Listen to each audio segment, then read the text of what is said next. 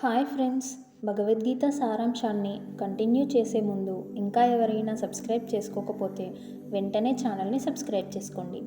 ఇక శ్రీకృష్ణుడు అర్జునుడికి గీతోపదేశం చేస్తూ ఇలా అంటాడు: శరీరం నశించినా కూడా తాను నశింపక ఎవరైతే సమస్త భూతాలలో ఉన్న పరమేశ్వరుని చూడగలుగుతాడో అతడే ఎదిగినవాడు. అర్జున, గుణనాశనము రహితుడు అయిన పరమాత్మ అలాంటి పరమాత్మ దేహాంతర్గుడైన కర్మను ఆచరించువాడు కాదు. పార్థ, సూర్యుడు ఒక్కడే ప్రపంచాన్నంతా ఎలా అయితే ప్రకాశింపజేస్తున్నాడో అలాగే క్షేత్రజ్ఞుడు అన్ని దేహాలను ప్రకాశింపజేస్తున్నాడు.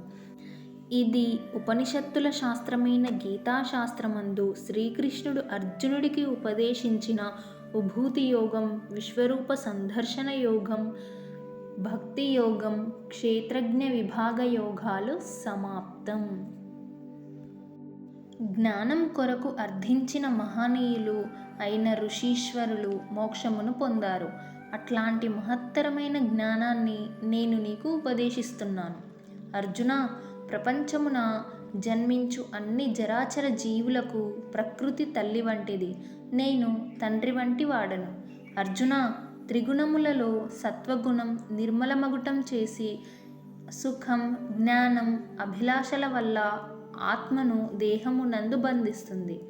ఓ కుంతీపుత్రుడా, రజోగుణం కోరికలయందు అభిమానం, అనురాగం పుట్టించి ఆత్మను బంధిస్తుంది. అర్జున, అజ్ఞానం వల్ల పుట్టేది తమోగుణం. అది సర్వ ప్రాణులను మోహింపజేస్తుంది. ఆ గుణం మనిషిని ఆలస్యంతోనూ, అజాగ్రత్తతోనూ, నిద్రతోనూ బద్ధకస్తుడిని చేస్తుంది. మాన అవమానాలయందు, శత్రుమిత్రులయందు సమానమైన మనస్సు గలవారిని త్రిగుణాతీతుడు అంటారు. బ్రహ్మమే మూలంగా, నీ కృష్టమే కొమ్మలుగా గల అశ్వత్థ వృక్షం అనాదియే. అట్లాంటి సంసార వృక్షానికి వేదాలు ఆకులు వంటివి. అలాంటి వాటిని తెలుసుకున్నవాడే వేదార్థ సారమును తెలుసుకున్నవాడు. పునరావృత్తి పదమైన మోక్షపదం సూర్య, చంద్రుడు, అగ్నిల ప్రకాశానికి అతీతమై నా ఉత్తమ పదం అయి ఉంది. దేహాలయందు జఠరాగ్ని స్వరూపం కలవాడివి అయి వారు తినే భక్ష్య, భోజ్య, జోష్య, లేహ్య పదార్థములను జీర్ణం చేస్తున్నా. పార్థ, సహనం, ఓర్పు, ధైర్యం, శుద్ధి, ఇతరులను మోసం చేసే గుణం లేకపోవడం, కావరం అంటే గర్వం లేకపోవడం మొదలైన గుణాలు దైవాంశ సంభూతులకు ఉంటాయి. అట్లే డంభం, గర్వం, అభిమానం, కోపం, కఠినపు మాటలాడుట, అవివేకం రాక్షస అంశమున పుట్టిన వారికి ఉంటాయి. కామం, కోపం మరియు లోభం అంటే పిసినారితనం ఆత్మను నాశనం చేస్తాయి. అవి నరక ప్రాప్తికి హేతువులు, అంటే నరకానికి మూలద్వారాలు. కాబట్టి వాటిని విడిచిపెట్టాలి. శాస్త్ర విషయాలను అనుసరించక ఇష్టం వచ్చినట్లు ప్రవర్తించేవాడు సుఖసిద్ధమును పొందలేడు, పరమపదాన్ని అందుకోలేడు. జీవులకు గల శ్రద్ధ పూర్వజన్మ వాసనాబలం వల్ల సాధ్యం. అది రాజసం, సాత్వికం, తామసం అని 3 విధాలుగా ఉంటుంది. సత్వగుణం గలవారు దేవతలను, రజోగుణం గలవారు రాక్షసులను, తమోగుణులు భూత ప్రేతాలను పూజిస్తున్నారు. ఇతరుల మనస్సుకు బాధ కలిగించనిది ప్రియము, హితముతో కూడిన సత్యభాషణం, వేదాధ్యయనమును ఒనర్చుట వాచిక తపస్సు అని చెప్పబడుతుంది. యోతిష్టోమాది కర్మలను ఆచరింపకుండుట సన్యాసమని, కర్మఫలం ఈశ్వరార్పణం ఒనర్చుట త్యాగమని పెద్దలు చెప్పారు. కర్మఫలములు ప్రియములు, అప్రియములు, ప్రియాతి ప్రియములు అని 3 విధాలు.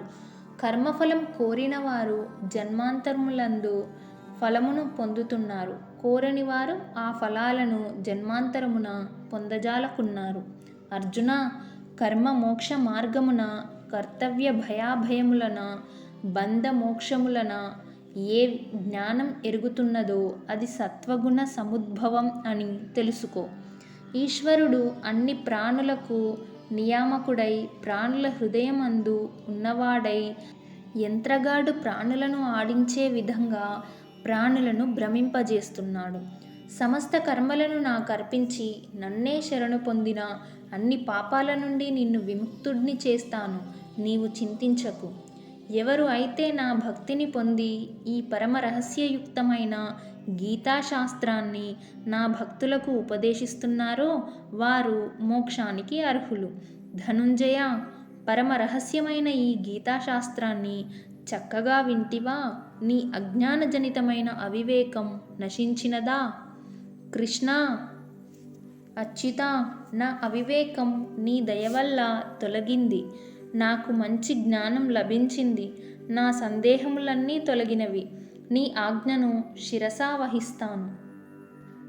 యోగీశ్వరుడు అయిన శ్రీకృష్ణుడు, ధనుర్ధారి అయిన అర్జునుడు ఎక్కడైతే ఉంటారో అక్కడ సంపద, విజయం, ఐశ్వర్యం, స్థిరమైన నీతి ఉంటాయి. గీతాశాస్త్రాలను ఎవరైతే చదువుతారో లేక వింటారో వారు భయశోకవర్ధితులై విష్ణు సాహిత్యమును పొందుతారు.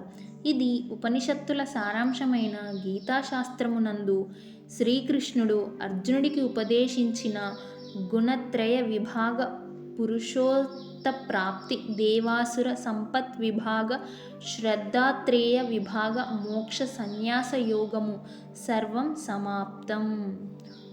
ఓం సర్వే జన సుఖినో భవంతు. ఇప్పటి వరకు వీడియో చూసిన వాళ్ళు నచ్చితే ఒక లైక్ చేయండి, వీలైనంత మందికి షేర్ చేయండి. ఇంకా ఎవరైనా సబ్స్క్రైబ్ చేసుకోకపోతే వెంటనే ఛానల్ని సబ్స్క్రైబ్ చేసుకోండి.